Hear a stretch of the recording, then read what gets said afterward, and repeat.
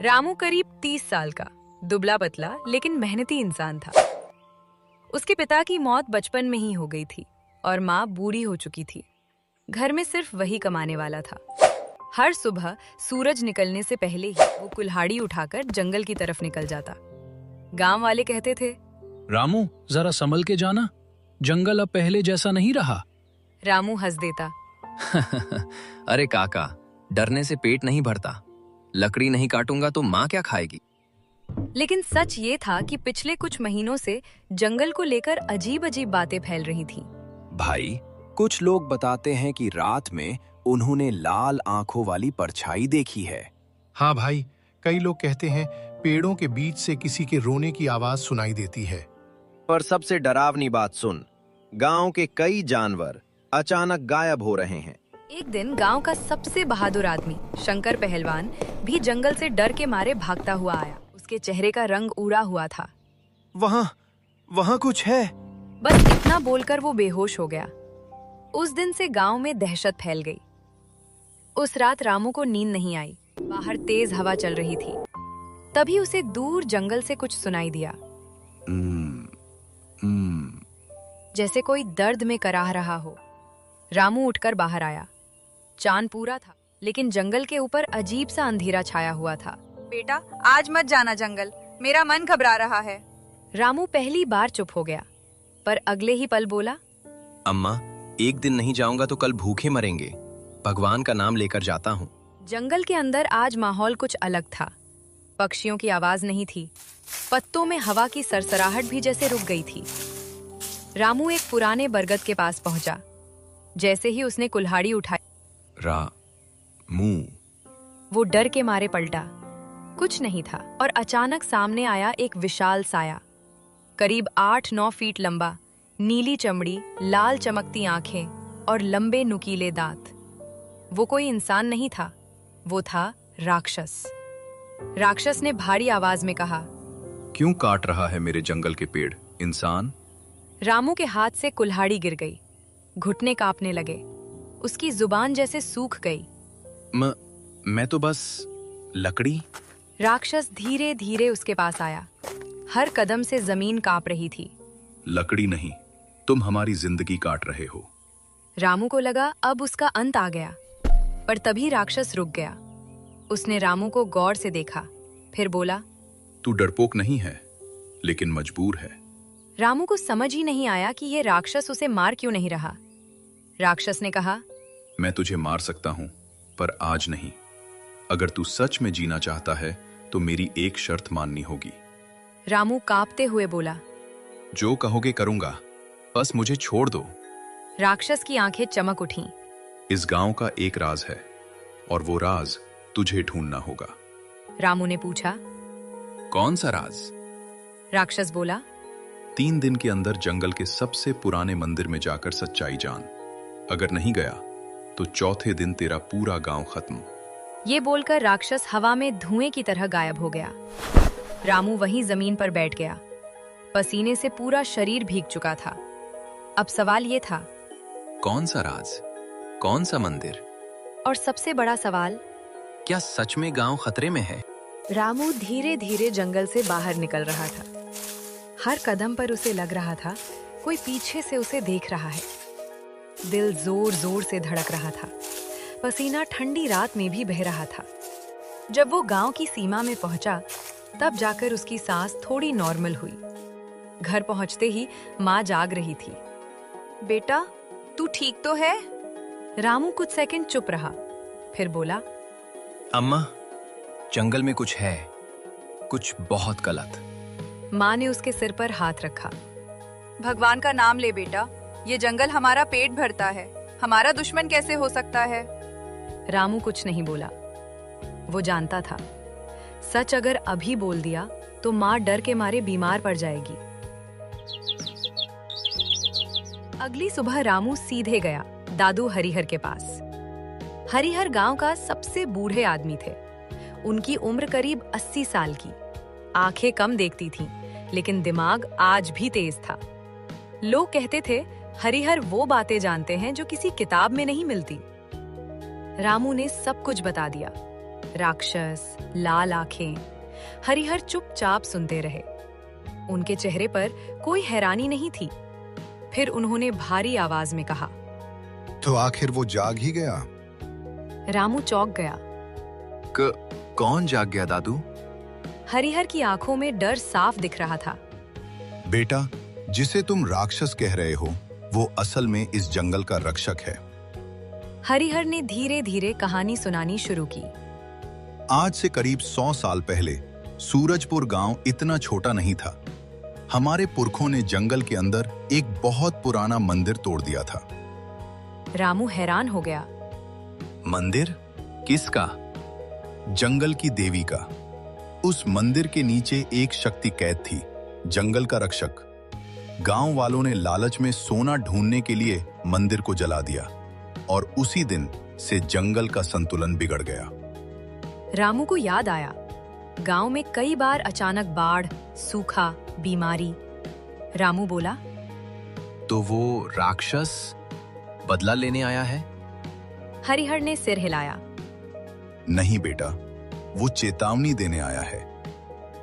अगर सच जानना है तो तुझे उसी पुराने मंदिर जाना होगा। रामू ने पूछा, कहाँ है वो? हरिहर ने उंगली से जंगल की तरफ इशारा किया। जहां से कोई आज तक जिंदा लौटकर नहीं आया। रामू के शरीर में सिहरन दौड़ गई, लेकिन फिर उसे माँ का चेहरा याद आया, पूरा गांव याद आया। उसने मन ही मन कहा, मरना पड़े तो मर जाऊंगा, लेकिन भागूंगा नहीं।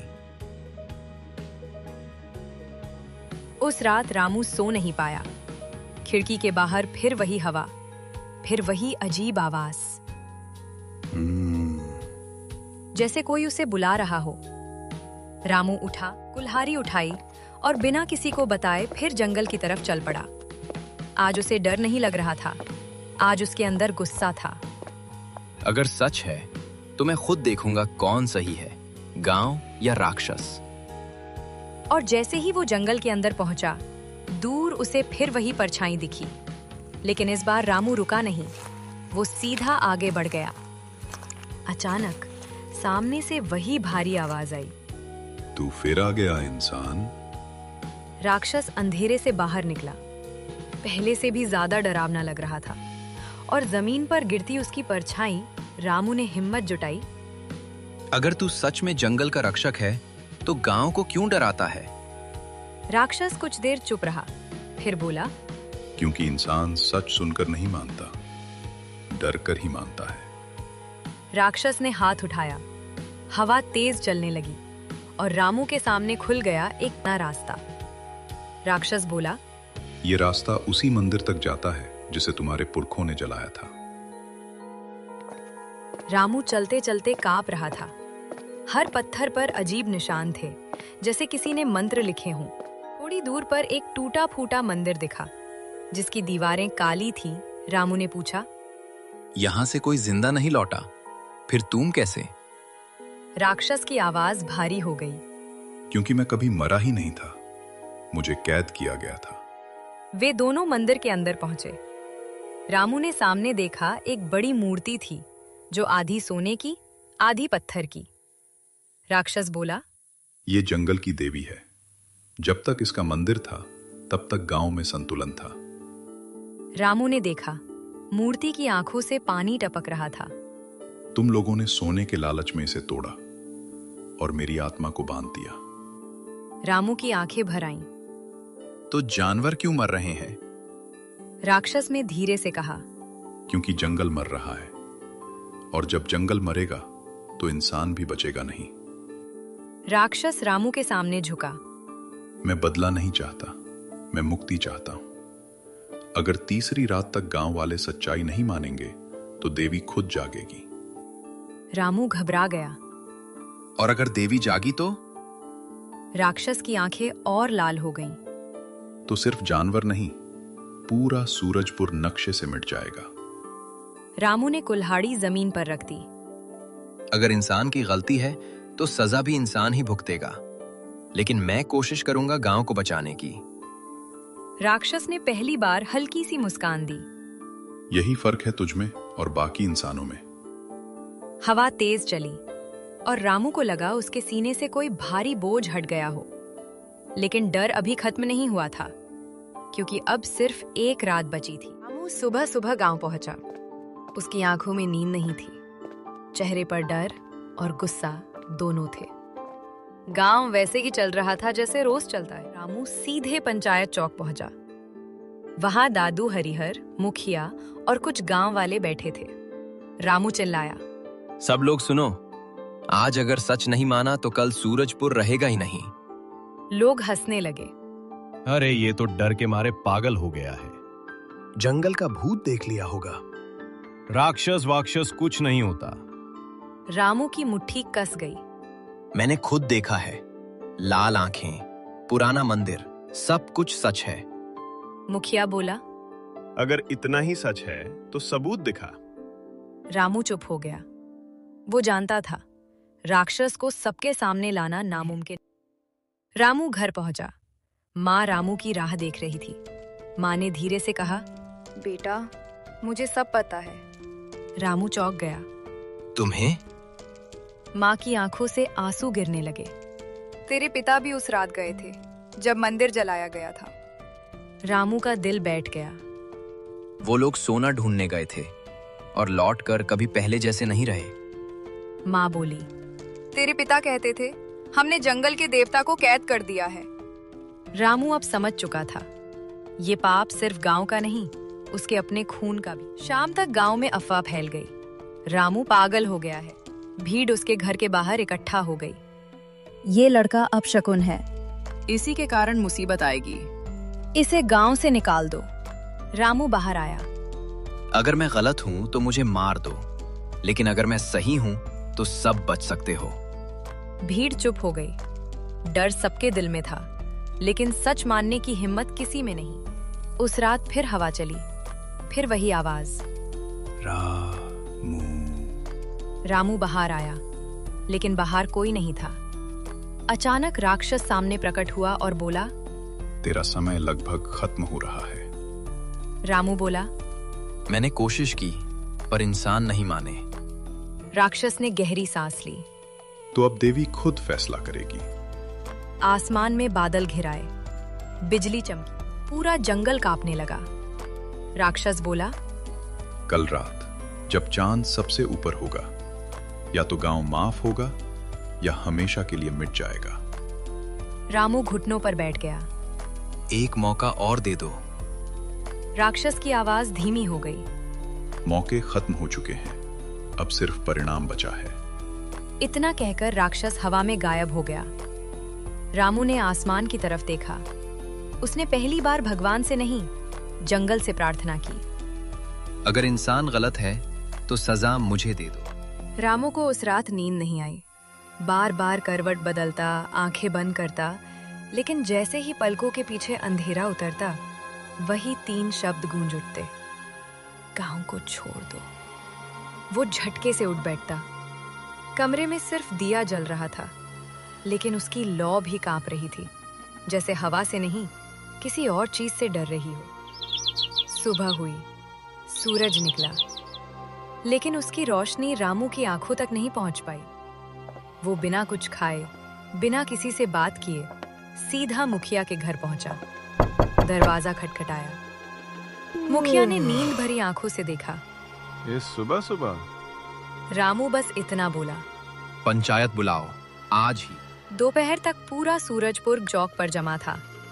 किसी के चेहरे पर डर, किसी के चेहरे पर गुस्सा और किसी के चेहरे पर हंसी, जैसे सबको लग रहा हो कि रामू फिर कोई कहानी सुनाने वाला है। रामू बीच में खड़ा हुआ। हाथ कांप रहे थे, लेकिन आवाज नहीं। आज रात देवी जागेगी, ये आखिरी मौका है। भीड़ में फुसफुसाहट फैल गई। हर बार यही बोलता है, डर फैलाता है। कुछ नहीं होगा, बस जंगल की हवा है। मुखिया आगे आया। अगर आज रात कुछ नहीं हुआ तो तू गांव छोड़ देगा। पूरा चौक चुप हो गया। रामू ने बिना पलके झपकाए कहा, अगर कुछ हुआ तो तुम सब मेरी बात मानोगे।